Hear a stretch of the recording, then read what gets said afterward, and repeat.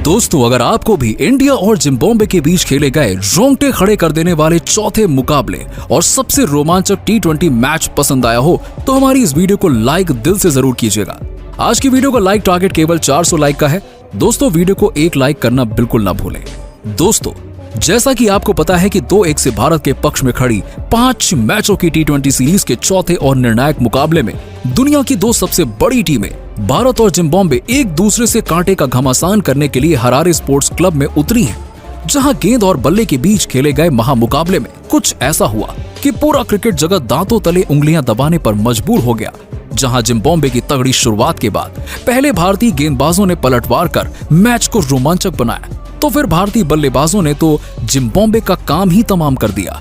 इस रोमांचक मैच की शुरुआत से पहले जब टॉस के लिए सिक्का उछाला गया तब भारतीय कप्तान शुभमन गिल एक बार फिर से लकी रहे, लेकिन इस बार उन्होंने टॉस जीतकर पहले जिम्बाब्वे को बैटिंग करने का न्योता दिया। जिम्बाब्वे की तरफ से इस करो या मरो के मुकाबले में वैशाली मधवेरे के साथ टी मरुमानी की खतरनाक जोड़ी अपनी टीम को बेहतरीन ओपनिंग शुरुआत दिलाने के इरादे से आई थी और पहले ओवर में ही खलील अहमद की 5वीं गेंद को चौके में तब्दील कर मधवेरे ने अपना खाता खोला और अपने तेवर टीम इंडिया को दिखा दिए। ये खिलाड़ी आज सिर पर कफन बांधकर उतरा था।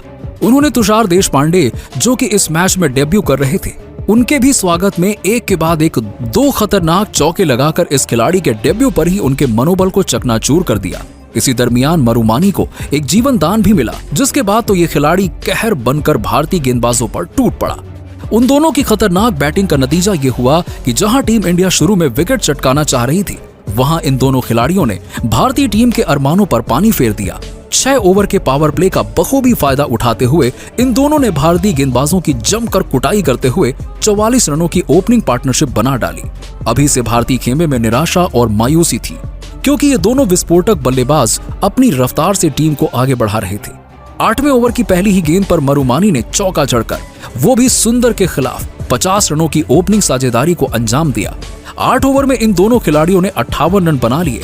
टीम इंडिया मैच में पिछड़ती जा रही थी। ऐसा लग रहा था कि कहीं आज जिम्बाब्वे 250 या 200 का रन तो नहीं बना देगा। ये डर भारतीय खेमे को सता रहा था।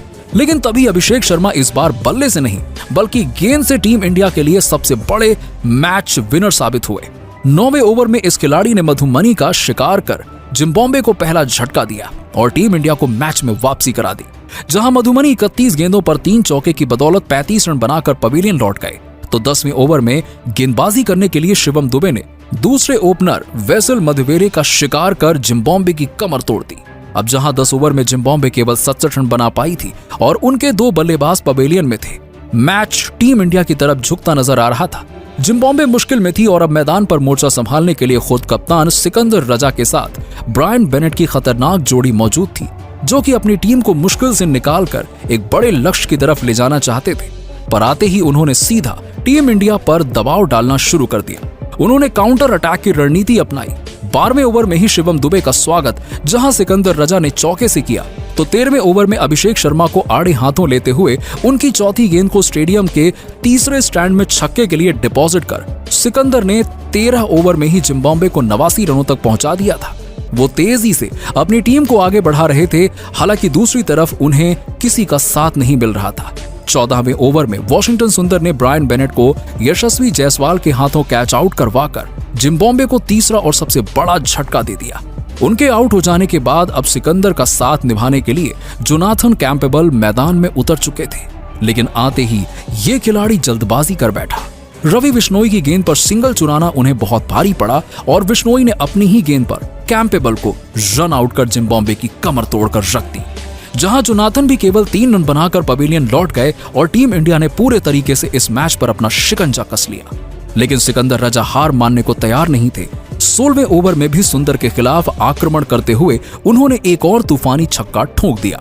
इसी के साथ ही 16वें ओवर में जिम्बाब्वे को 111 रनों तक पहुंचा दिया। उनका साथ निभाने अब मैदान पर डियोन मायर्स आए थे, लेकिन सिकंदर रजा को रोक पाना टीम इंडिया के बस की बात नहीं हो पा रही थी। 17वें ओवर में खलील अहमद की कुटाई करते हुए सिकंदर ने एक के बाद एक 2 चौके और एक तूफानी छक्का जड़ा। इस ओवर में कुल 18 रन बटोरे और टीम इंडिया की हालत बिगाड़ के रख दी। लेकिन तभी 19वें ओवर में एक बड़ा छक्का लगाने के चक्कर में सिकंदर रजा तुषार देशपांडे के जाल में फंस गए। और खुद कप्तान गिल ने उनका आसान सा कैच लपक कर जिम्बाब्वे को सबसे बड़ा झटका दिया और इसी के साथ ही आधी जिम्बाब्वे की टीम पवेलियन लौट चुकी थी। सिकंदर ने 28 गेंदों पर 2 चौके और 3 छक्कों से सजी 46 रनों की बेहतरीन पारी खेली। उनके आउट होने के बाद बैटिंग करने उतरे मंडाडे ने ओवर की अंतिम गेंद पर चौका जड़कर अपना खाता खोला। वहीं अंतिम ओवर की पहली ही गेंद पर डियोन मायर्स भी 13 गेंदों पर 12 रन बनाकर पवेलियन लौट गए। उन्हें खलील अहमद ने अपना शिकार बनाया। बावजूद उसके जिम्बाब्वे की टीम 20 ओवर में 152 रन 7 विकेट के नुकसान पर बनाने में कामयाब हो गई। टीम इंडिया के लिए खलील अहमद ने सबसे अधिक 2 सफलताएं हासिल की। उनके अलावा तुषार देशपांडे, वॉशिंगटन सुंदर, अभिषेक शर्मा और शिवम दुबे को एक एक विकेट मिला। अब टीम इंडिया के सामने एक आसान सा लक्ष्य था जिसका पीछा करना भारत के लिए उतना मुश्किल तो नहीं लग रहा था और अपनी टीम को जल्द से जल्द तूफानी शुरुआत दिलाने के इरादे से यशस्वी जायसवाल के साथ खुद कप्तान शुभमन गिल की जोड़ी मैदान में उतरी थी। दूसरी तरफ जिम्बाब्वे इस लक्ष्य को डिफेंड करना चाहता था, लेकिन उन्हें अंदाजा भी नहीं था कि यशस्वी नाम का तूफान उनकी धज्जियां उड़ाकर उनका नामो निशान इतिहास से मिटाने के लिए आ रहा है। जी हां, सर पर कफन बांधकर मैदान में उतरे यशस्वी जायसवाल ने पहले ही ओवर में नागरबा का स्वागत करते हुए 1-2 नहीं बल्कि 3 चौके जड़कर जिम्बाब्वे के खेमे में हाहाकार मचा दिया। पहले ओवर में ही अपने गेंदबाजों की पिटाई देखकर जिम्बाब्वे के खिलाड़ियों का मनोबल तो पहले ही नीचे हो गया, तो दूसरी तरफ कप्तान गिल भी भला कहां पीछे रहने वाले थे। दूसरा ओवर लेकर आए मुजरबानी को आड़े हाथों लेते हुए कप्तान गिल ने भी काउंटर अटैक कर दिया। इस ओवर में एक के बाद एक 2 चौके जड़कर उन्होंने अपने तेवर जिम्बाब्वे को दिखा दिए। तो वहीं पे तीसरे ओवर में यशस्वी जायसवाल ने मानो गेंदबाज का करियर ही तबाह करने का मन बनाया था। तीसरे ओवर में जिम्बाब्वे के लिए विकेट लेने के इरादे से आए थे गेंदबाज चतारा, लेकिन यही उनकी सबसे बड़ी गलती थी और उनके घमंड को चकनाचूर करते हुए यशस्वी जायसवाल ने तो उनकी शामत लाते हुए उनका करियर ही तबाह कर दिया। अब आपको बता दें कि 2 गेंदों पर यशस्वी ने मैदान के 2 कोनों पर एक साथ 2 चौके जड़ दिए, तो वहीं पे जाते जाते चौथी गेंद को भी उन्होंने चौके में तब्दील कर दिया और अंतिम गेंद पर भी गेंदबाज को बाउंड्री के दर्शन करा दिए।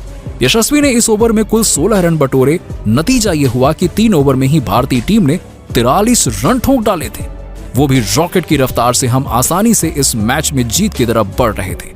ऐसा लग रहा था कि इस तरीके से तो टीम इंडिया 10 ओवर या फिर 12 ओवर में ही इस लक्ष्य को अपने नाम कर लेगी।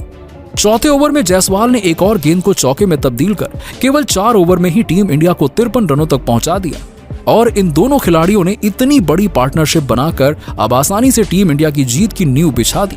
लेकिन दोस्तों, तभी जिम्बाब्वे भी मैच में तगड़ी वापसी करने की कोशिश करती है और अगले 2 ओवर में दोनों बल्लेबाज मुश्किल से मिलकर केवल 16 रन बना पाते हैं और पहले 6 ओवर तो पूरे तूफानी तरीके से टीम इंडिया के नाम रहे। लेकिन जिम्बाब्वे ने इस मैच में लाजवाब वापसी करके सबको हैरान कर दिया। ये मैच इतना कांटे का हो गया था कि कोई नहीं कह सकता था कि तराजू किस तरफ झुकेगा। लेकिन सलाम है भारतीय खिलाड़ियों को, अंतिम ओवर में उन्होंने टीम इंडिया का आसानी से जीत का झंडा गाड़कर साबित कर दिया कि बच्चों को हल्के में लेना जिम्बाब्वे की कितनी बड़ी भूल थी और टीम इंडिया ने 3-1 से T20 सीरीज अपने नाम कर इतिहास के पन्नों में अपना नाम सुनहरे अक्षरों में लिखवा दिया। लेकिन दोस्तों, अब आपको क्या लगता है कि भारत की जीत का सबसे बड़ा हीरो कौन है? अपना कीमती राय नीचे में कमेंट सेक्शन में जरूर बताइएगा और ऐसी ही शानदार खबरों के लिए वीडियो को लाइक करके चैनल को सब्सक्राइब जरूर कर लीजिएगा।